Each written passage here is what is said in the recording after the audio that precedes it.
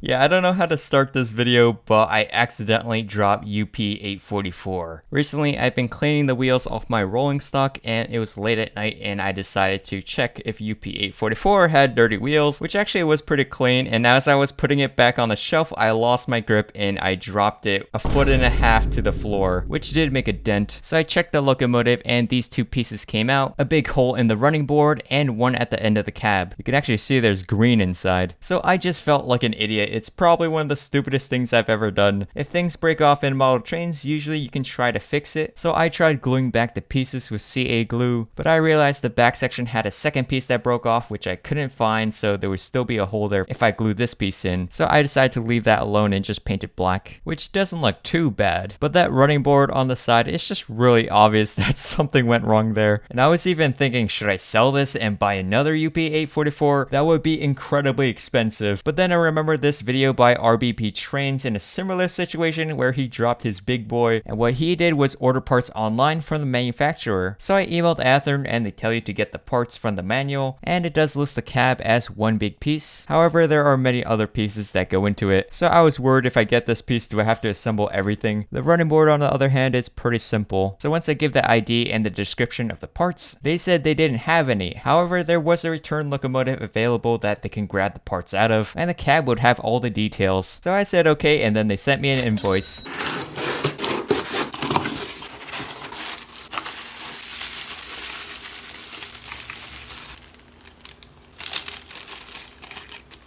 So here is the new cab, and they added tape over the cover. Yep, just like they said, it had all the different parts, though the top hatch is kind of loose. Here's a rare look of the inside of the cab. See that functional door and how the windows are attached. And here is the running board piece, has that white stripe on the side, and lots of see-through holes. And this is a comparison what it looks like. You can actually see there's a beam where it cracked. And here's a comparison of the roof edge. Now my original 844 had a stiffer roof hatch so it would stay in place, while my new one struggles a bit at the bottom. Still stays up at the top though. So now let's go fix this. Now to replace the cab, there is this hole where apparently in the manual it says there is a screw that connects with the boiler and some other screw underneath this. So let's try to disassemble this.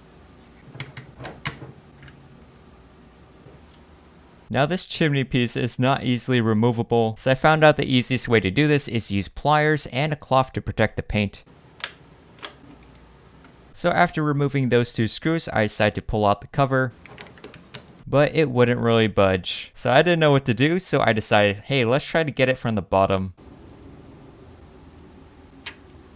And I removed the rear truck. And I also found this article by RC Grab Bag where they were actually talking about removing grab irons as well, which apparently there are two in the back of the cab.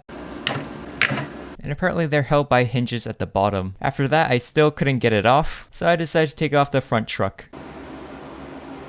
And yeah, that's still nothing. By the way, I recently found out that UP844, it does have a moving bell. It's just really stiff. So I looked back in the article and it says also two in the front. So I tried to take out the pegs, which I did pop out on top of the boiler. And somehow I managed to get the rod out of the pegs. I genuinely don't know how it got out. And I tried doing this on the other side where I take out these pegs, but this one actually split in the middle. So yeah, this part's broken. So I thought I would be clever and pull it out with pliers. And I did use the cloth again for protection.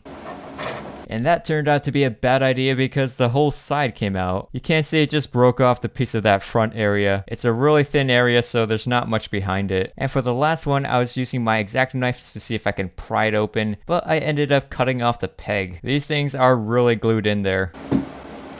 So the window deflectors actually pivot on the sides, and then you can wiggle it from side to side and eventually it'll come off. Alright, so now I'm editing this video and I realized there was no reason to remove that peg. I could have just easily removed the railing just by lifting it up vertically. Hindsight is 2020.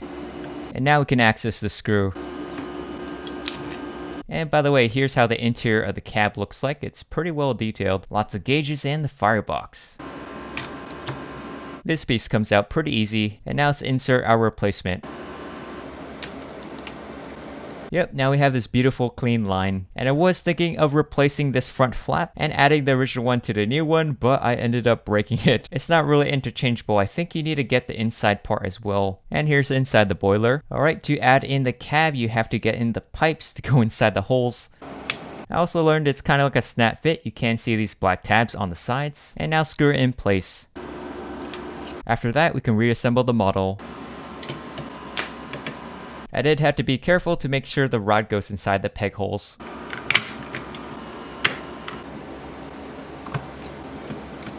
This truck also had this clear washer that's in the inside, so the spring doesn't fall into the hole.